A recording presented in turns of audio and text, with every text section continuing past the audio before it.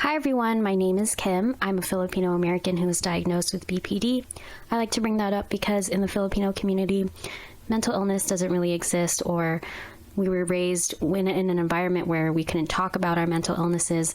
So I just want to be that voice, that representation out there that maybe somebody is missing. And if you like to watch videos about anecdotal advice for dealing with BPD, then please like, comment, and subscribe so that we can stay in touch.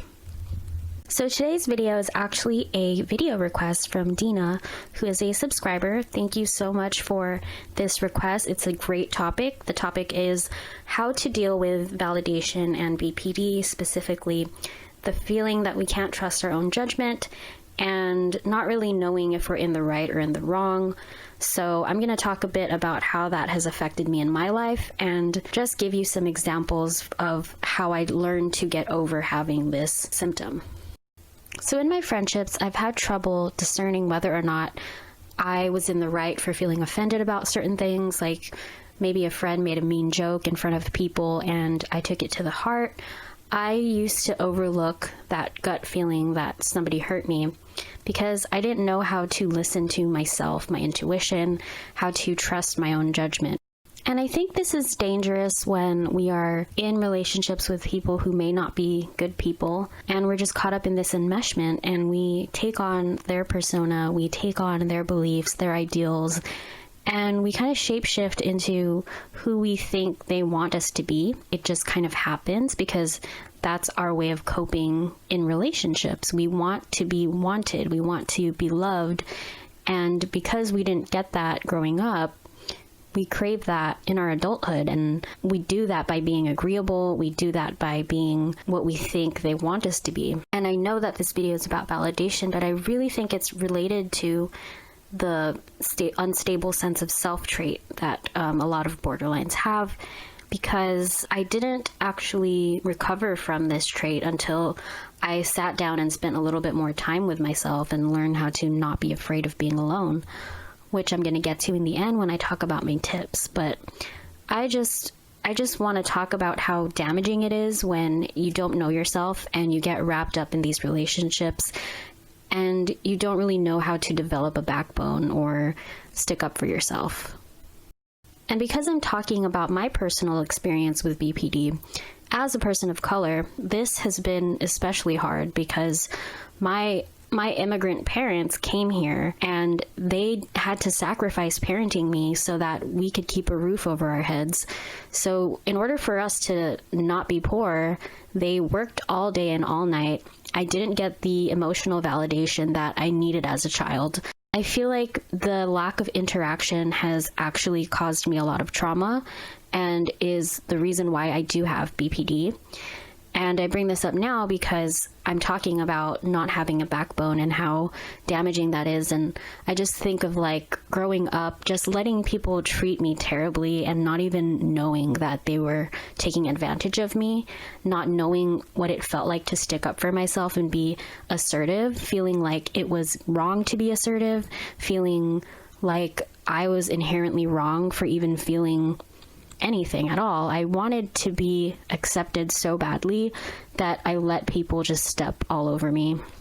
And I think that can be a trait of BPD, maybe quiet BPD, a subtype of BPD. Maybe not all borderlines experience that, but I'm someone who did. And my borderline didn't really show itself by me lashing out at people. It showed itself by me hurting myself inwardly, letting people hurt me, and then taking that out on myself, feeling shame, and going through the motions of letting relationships end and then starting new ones, but they would kind of replay and be the same story.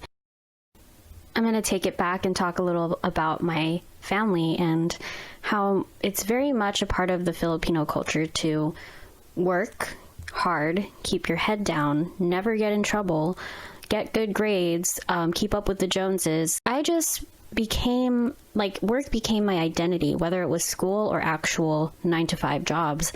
And this didn't do any favors to my mental health. Like, sure, I'm a high-functioning person. I have mental illness. I can hold a job.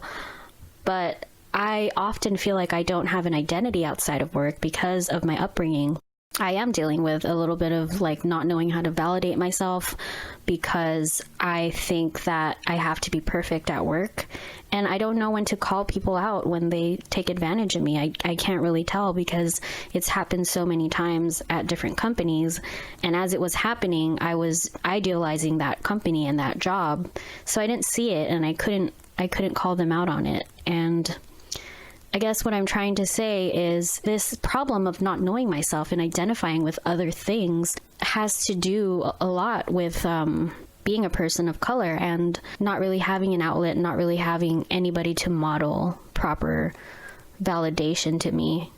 And it just sucks. Like, I actually just covered this yesterday in therapy, and I am winded. I'm like still trying to get over it, still trying to process it.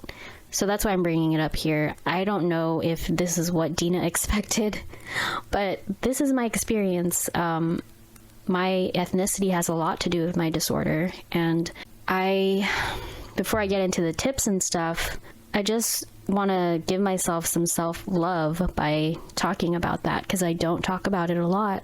And it really is sad because I don't want to invalidate my parents for what they had to go through, like their hardships. They've sacrificed so much to come here to not live in poverty, and I don't want to seem ungrateful for that. But to also invalidate my feelings and my needs as a child is not fair. So if your goal is to know yourself so that you can stop feeling this uncertainty and start validating yourself more, my advice is to be with yourself. And that's a different way of saying getting comfortable with being alone. But essentially, I mean, get comfortable with being alone. You need to learn how to spend time with yourself the way that you would look forward to spending time with your favorite person or FP. And if the concept of doing that makes you nervous, it's normal. Don't feel bad. It's very normal because you're probably just not used to it yet. And my advice is to treat this like it were a kind of workout. So rather than just plunge right in and like spend the whole day by yourself and be in complete solitude, my advice is to start off and do this for about 30 minutes a day. Mine that I've learned when I've done this exercise is I love to journal, and when I have downtime, I consider that spending time with myself. It's like I'm writing to myself, writing to my innermost thoughts, even writing letters to my inner child. So that's one of the activities that I like to do. Another one is self-care things. I know this sounds really cliche, but I love taking a shower and spending time to like pamper myself and my body.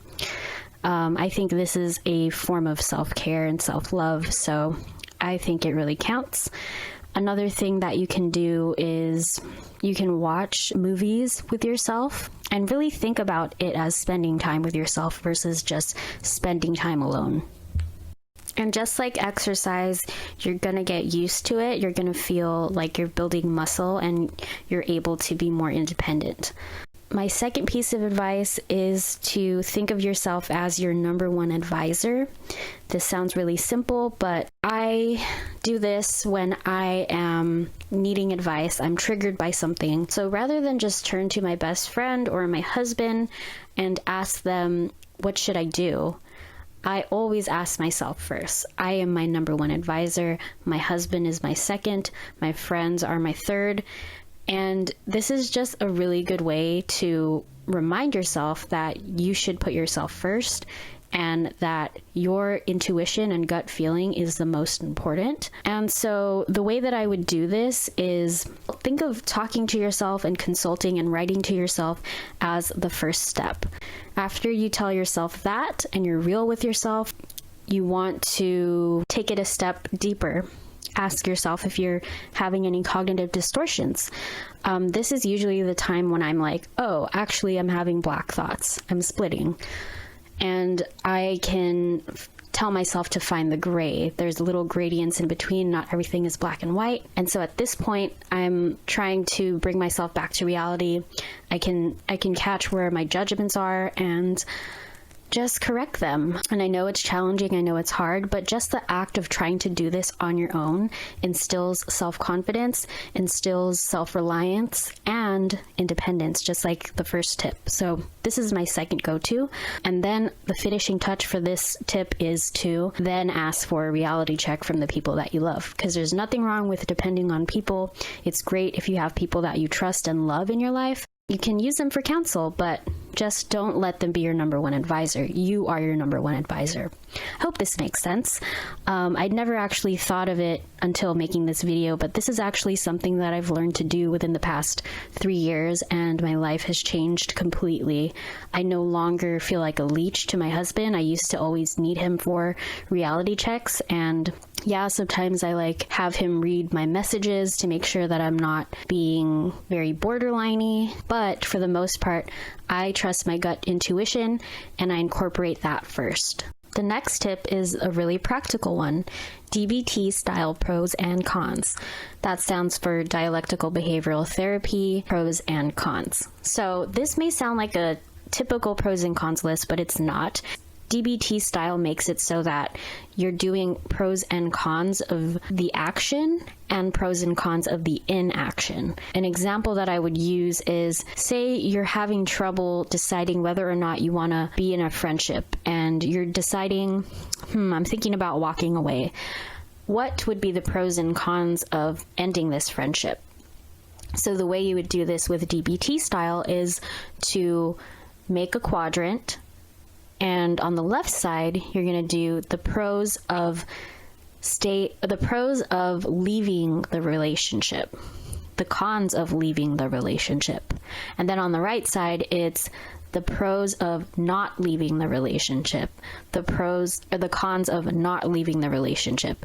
And so this will help you examine every single nitty-gritty detail for your motives, what you value. And it really works because right before you start listing the pros and cons, you're going to write an objective. So let's do the example of leaving a friendship. I had a friend and she was becoming problematic. So I decided, I think it's time to leave, but I don't know if I'm being too harsh. What should I do? I don't know. And my objective that I decided for this was to be true to myself, to take care of myself. And I was a little confused because I was like, wait, but I'm working on building meaningful relationships with people. If I just cut somebody off like I always do, isn't that me going back to my borderline ways? But what I did was started my list. So the pros of leaving the relationship are, I won't have to deal with someone who talks behind my back. I won't have to pretend to be nice to someone anymore. I won't have to buy her a wedding gift. I won't have to gossip with her anymore because that makes me really uncomfortable. And then the cons of leaving the relationship are, I might have a very awkward conversation with this person and I don't want to do that. That's not something I'm looking forward to. 2, I might regret it later and I'll feel like a bad friend. I'll feel like somebody who just quits on people. I don't like that. And so to the right side, the pros of not leaving. One pro is that I get to see where the friendship goes. I get to explore what it's like to be assertive to someone and let them know how I really feel. 2, the pros of not leaving are, I get to not deal with an awkward conversation. The cons of not leaving. The cons of not leaving are that I have to endure this wedding with somebody that I don't even like right now. I'm not being kind to myself by being in a friendship with somebody who has these narcissistic traits.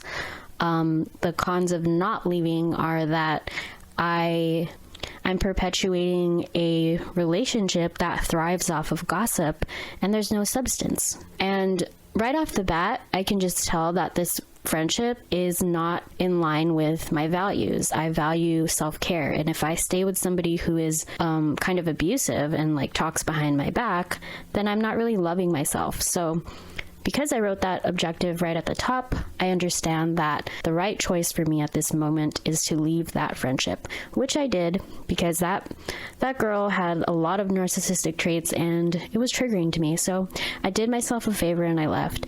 And I remember doing DBT pros and cons. I was in the program at the time and I did the pros and cons right away, and I was like, wow, this shit really works. I use it all the time for when I have arguments with people and I don't know if I'm in the right or if I can say anything, like maybe it's not appropriate to say something, but doing DBT style pros and cons really helps. So that is my third tip. So yeah, I'm just going to end the video here. I hope that these tips have helped and that my venting has helped somebody out there who relates to me. And even if you don't relate to me being a person of color, I'm happy to educate you on what that's like. And yeah, just leave me a comment if you want me to make another video, just any type of video that you haven't seen before. I'd be happy to do it. Okay, I'll talk to you guys in my next one. Bye.